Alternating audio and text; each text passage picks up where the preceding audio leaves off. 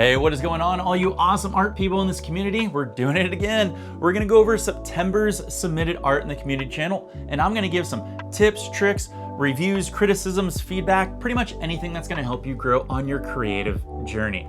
Now, if you're wondering, how do you get yours selected? Well, you gotta first submit your art into the community tab of this channel right here, which means you need to subscribe. So go ahead and do that for me.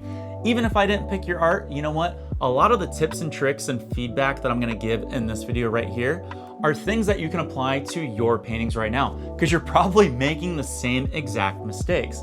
So grab your cup of coffee, fix your hair just like me, and let's get on to the reviews. All right, let's take a look at our first one, and this is from Keith Condren. Now, this one looks familiar because you know what? It's one of my tutorials, and I wanna say good job. You have a beautiful gradient going on with your sky with our yellows, our salmon oranges, and then our blue sky, and you've actually reflected it down into the water, so fantastic job. So let's see how we can help. Overall, your gradients are pretty good. I would probably enhance the colors just ever so slightly on the yellows and the oranges, but that's more of a personal taste. If you want yours to be soft, that's okay. But as a new painter, I say add a little more punch of color. It'll teach you a lot of things. Your clouds overall are really good shaped. You did a nice, good outer edge up here and even a faint one down here. If I could give you a recommendation, I would go back and add just a little bit more highlight in some spots where the light might be kicking in from your sun. That's just gonna give it a little more shape and density. And one thing I will recommend is if you know you're gonna have another cloud come in and touch another cloud, with one cloud being in front of the other, I would spend some time here and slowly circular blend this portion out. Reason being is because it's gonna start to see that undercolor start to poke through. So when you apply your next layer of white for a second cloud on top of it, there's gonna be something more for it to stand out against. Hence, contrast. And that'll make both of these clouds stand out in their own individual way, if that makes sense. Really adding more depth to your painting is what I'm trying to say.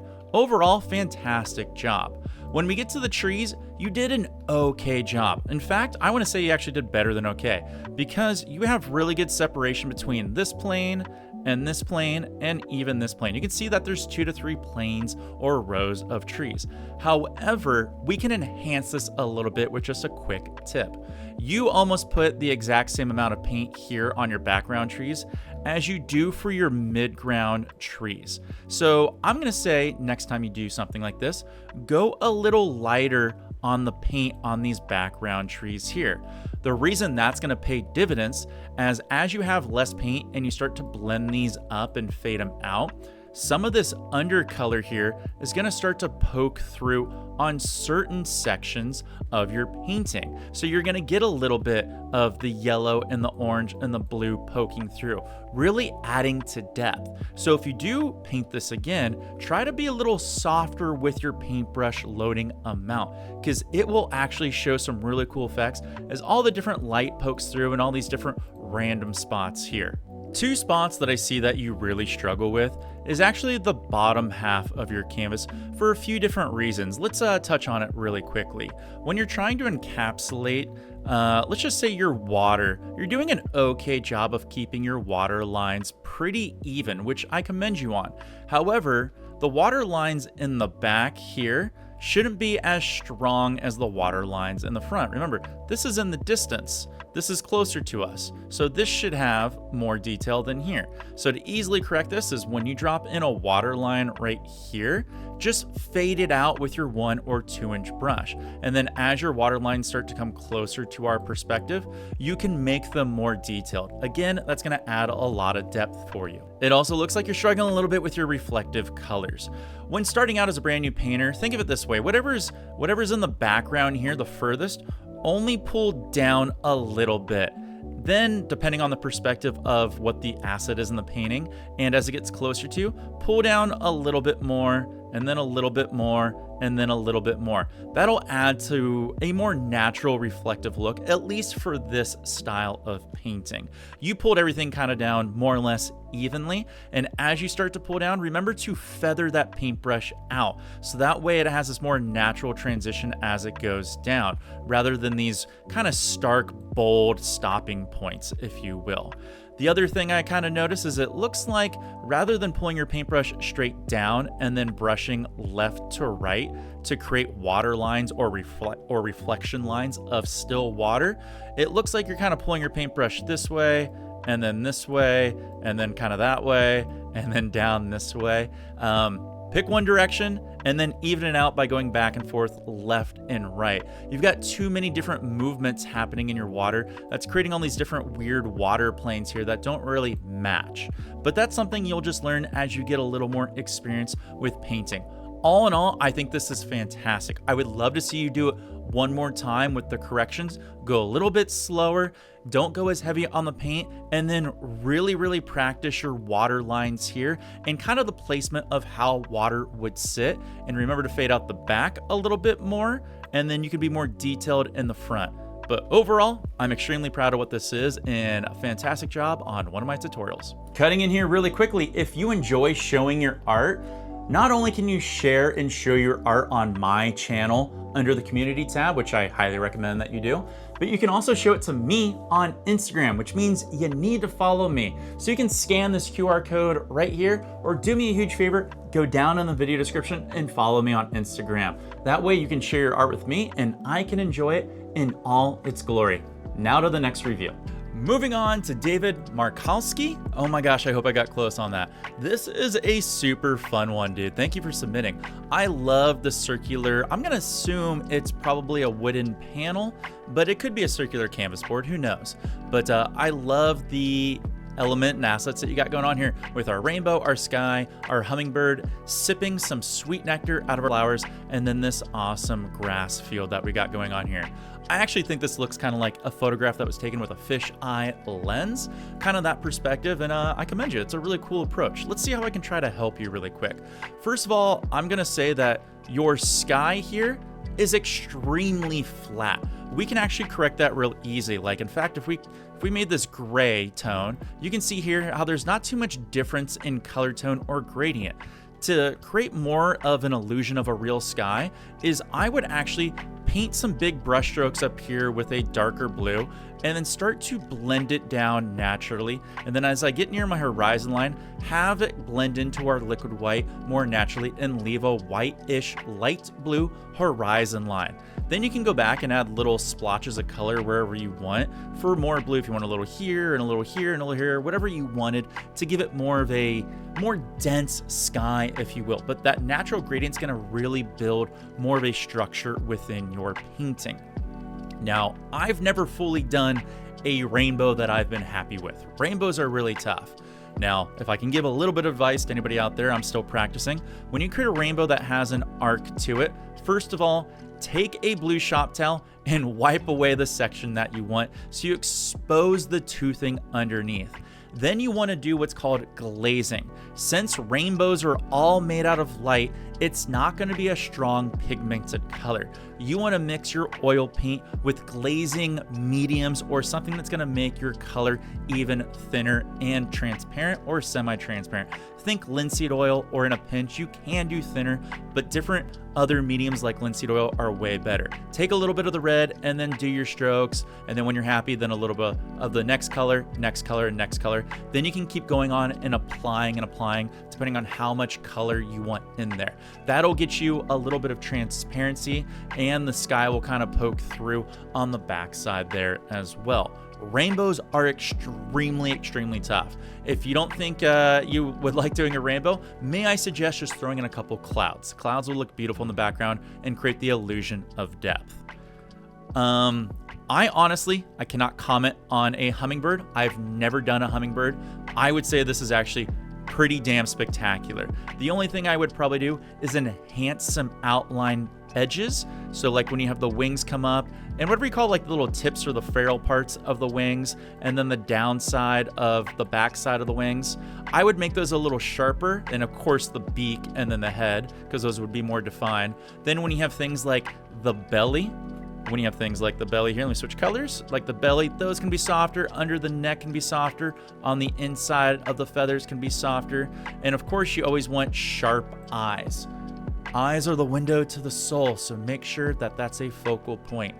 All in all, this is fantastic. I've never done a hummingbird, so it's really hard to criticize. I can only go off other things I see from other artists that have taught me, and those are some things that they would say on this. All in all, fantastic. When it gets to the landscape, I can't help there. I'm not really sure, depending on what you're going for. If you are going for this fisheye lens, your landscape wraps like a 360 image. And if that's what you wanted to do, great, looks fantastic. However, if you're not trying to go for a 360 appearance, you want to think about your actual horizon line and still keep things kind of more or less even in level. It's kind of distracting to the eye when you have one plane that goes up in a circular pattern and the next one do it as well. I'm not sure what the environment is, but this could just be a creative choice, which you're completely up to. What I would say is try your best to create more of a separation line between your sky and the green that you picked. There's not really much difference going on here, and then you have a little bit of a sap green separation line from a really dark and muddy sap green line. I would say play around with different viscosities of sap green or viridian green or a phthalo green that you could use to have a separation from here to here to here, because it looks like your sap green is just too muddy when you get down here at the bottom. Might even be sitting on top of some black gesso perhaps. But if you wanted more vividness, which I think you might want because you have a rainbow, you're going for big, bold, bright, beautiful colors with the rainbow, flowers, and everything else, you might want to try experimenting around with other greens to really get that pop of color. Your flowers look fantastic. I love how you thought about putting a highlight side as it would be naturally highlighted on top of a flower, and then it cascades down across the petal. And you kept all of your highlights, I should probably switch colors here, you kept all of your highlights consistently on the same side. Bravos and kudos to you, my friend. It does look like you could use a little bit better practice with your stems and flowers and whatever you call the underside of the bud of a flower. I'm not sure. If I could make a recommendation, get yourself a medium-sized angled shader. When you have to do blades and stems with an angled shader, since an angled shader is designed just like this natural blade shape makes it easy to push down when you're doing a stem and then feather that angle out. This part right here makes this blading super easy because you basically just push the paintbrush down and then feather away, provided you've got enough paint on there and the paint will flow, which it will because you've probably had enough practice of doing that. And then that just becomes second nature. Other than that, I think everything looks good. If I could give one little piece of advice is, since you have a highlight on top of these portions of your petals, why is there no highlights on your grass or your weeds or your reeds or your bushes, whatever these are? You need to have some separation here because the bottom portion just looks extremely flat. Like if I even turn this into a grayscale here, like again, it's just all one big shape. It's just like a big blob of color, you know? So if we added some highlights here, it would help separate some of the planes and it would make it look like sunlight is kicking down into particular parts. All in all, dude, this is fantastic. I don't even think I could get close to doing a hummingbird like that. One other note I just noticed is it looks like you put the hummingbird in maybe as an afterthought or left some space. You can really see here your paintbrush strokes create a different flow from the rest of the painting. You have to all remember, whichever direction your strokes go, whether they're going horizontal, vertical, or an angle, it creates motion technically, unless you blend it out super smooth. So it looks like there's a weird splotchy movement here. I would understand if there's splotchy movement here and here because that would be the wind coming off of the repeated flapping of the feathers. But under here, it just looks like you may want to take a little extra time and really smooth out some of the blending. But again, dude, this is fantastic. Great job, David, and thank you for submitting. Hey, I'm back, and this time I want to promote something that I think will help out a lot of painters, so stick with me for just a moment. If you're brand new to oil painting and you're not sure what to spend your money on, or more importantly, not to waste your money on certain things, I did you a huge favor and I created a PDF on exactly everything you need that's budget friendly to get you going the right way. It's down in the video description below. Go ahead and click on that link. And also I want to take a quick moment to promote my workbook that's going to start to help you selling selling your art online, in persons, from friends to families to artist alleys to book fairs and galleries. This thing has everything you need to know on how to price your art, start selling your art, and how to close deals and collect money. So that way you can turn your passion into a profit. You can also click on this link down below, which helps me out, so thank you very much. It's a pretty cool book. You should get it. Now back to the review. Moving on to Clinton. God help me with this one. Radaba, almost looks like rutabaga, but Radaba. Thanks for submitting here, buddy. We've got an awesome painting. We've got beautiful easel, by the way. We've got a nice winter scene, which looks dope. We got a nice dark, cold sky or cloud, some background trees and bushes, a nice little slopey hill leading to some more trees and bushes, and one giant tree on the side, and we've got it on a multi-panel. I think this might be wooden slats because I can kind of see the crossbar going across. But how about Clinton, you let us know. I'm going to assume this is painted on wood. And by the way, look at all these beautiful paintings in the background.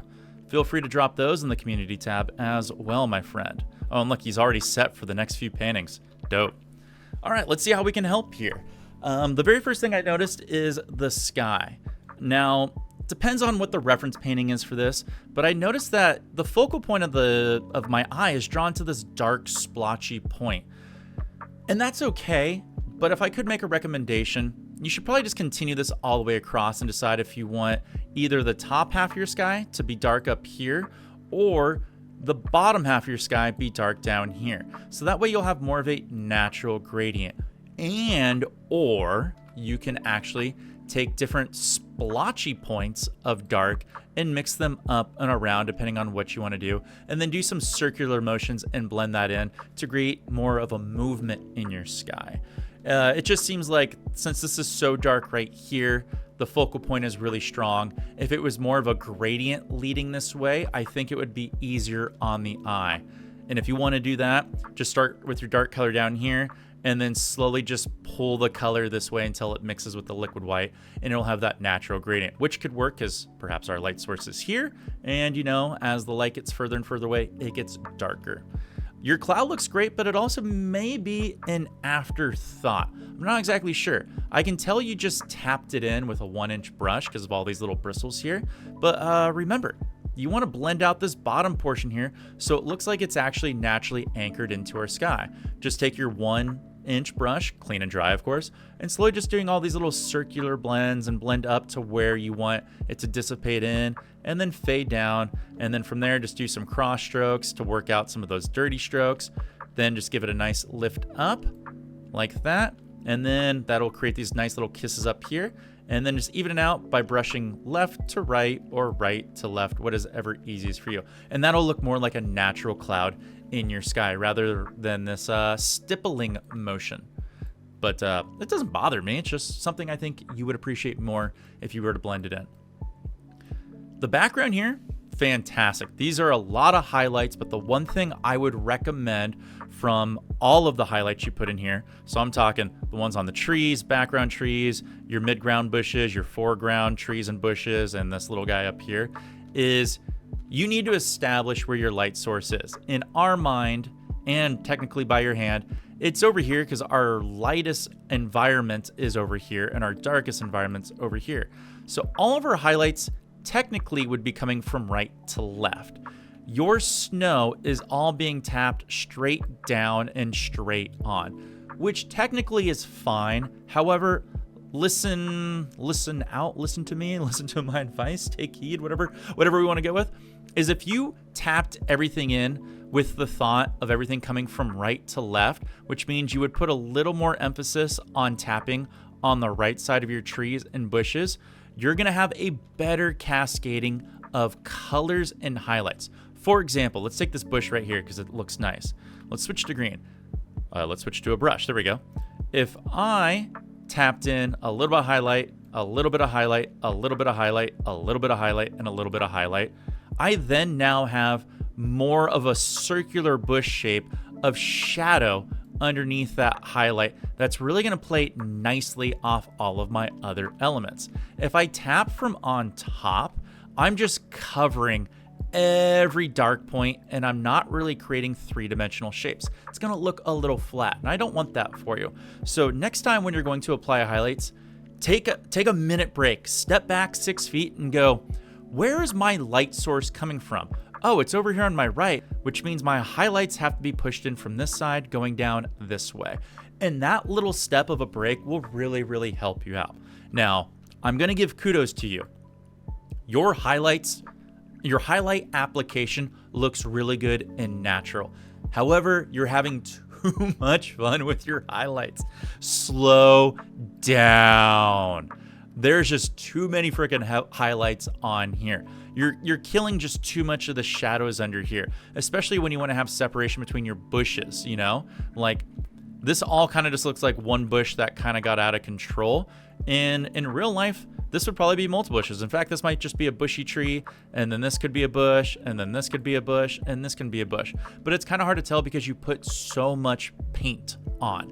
What I would recommend is when you know you're getting to the bottom here of this element asset, hey, leave some dark in between, you know? Then you can start, whoops, I'm losing my brushes here. Then you can start putting highlights on this one, and then leave a dark side under here, and then put highlights on this, and leave a dark side under here, and then put highlights on this, and leave a dark side under here, and then definitely leave a little dark down here, which you did. And everything will start to have more of a three-dimensional shape. I can tell you're getting better with your painting exponentially, which is why I want you to start concentrating on making your elements and assets more realistic if you can. And it's really, really hard. So what I'd recommend is do one bush, take a small break, look at it and be like, okay, now this one, then this one, then this one. Don't try to tackle all 3 or all 4 or all 5 so quickly, okay? Your hill looks fantastic. I love the shadow coming down. I love how it leads into brighter white snows, if you will. And I love how you kept all of your brush strokes going in the same direction. It looks like it's sloping down in this general direction. Extremely good. The only advice I would give to make this a little bit better is you can emphasize the hill a little bit more by putting soft specular highlights on top of it. Specular highlights do mean sharp, but here's what I mean. Our light sources here again. So it might be touching in certain spots. So you can put a glob or a swipe of titanium white paint, and then with a clean and dry 1-inch brush, just go back and forth and just slowly blend this in. And when it blends in, it's gonna look just like a little mound of snow is right here that's being kicked or kissed by the moonlight or the sunlight. And do that in certain particular spots. But remember, your brightest ones are gonna be up here because your light source is here. And then as you work your way this way, they're slowly gonna fade and fade and fade and fade. But that'll give your hill a little more shape, dimension, rather than being flat. All in all, I think you did fantastic. You could work a little bit on the highlights of your trees. Hard to criticize on those because I still struggle with them, but fantastic job. And if this is silhouetted, I would do one more pass on the trunk of your tree. Or if you want to experiment, maybe add a little bit of snow that sits in between the crevices here or sticks on the base of the trunk here. It looks like you love playing with highlights, so don't forget about other parts that you can highlight within your environment. Since this tree is way closer to our perspective here, you would see more detail within it compared to a tree that's way back here where you wouldn't see the detail. I love this, and I'm curious to know if it's from a Bob Ross tutorial or something you see, or from just real life. But I love the bold, vivid colors, and I love how smooth it is. Fantastic job. So next up, we have October submissions, which is gonna be in our next video. Then I'm gonna be caught up. So if you're interested in getting your art reviewed, start submitting your art to the community tab of this channel here. It's a great place to get your art seen and get some comments and feedback on it. Everybody's awesome in this community, and I love every single piece that everybody has been submitting. It's really easy to do. If you need help, I'll put a video down in the video description below that walks you through the process. If you need any more help on anything with your art journey, dude, I'm always here for you. I got tons of videos. Check them out over to the side, or you can even go to the search function on my page and type in what you need help with. A lot of people forget that. And don't forget about the links down below. Thank you to everybody that submitted, and I can't wait to see the next few art pieces. Feel like I stuttered there at the end, but whatever. We'll finish strong. I gotta go have lunch. Thanks, bye. Peace.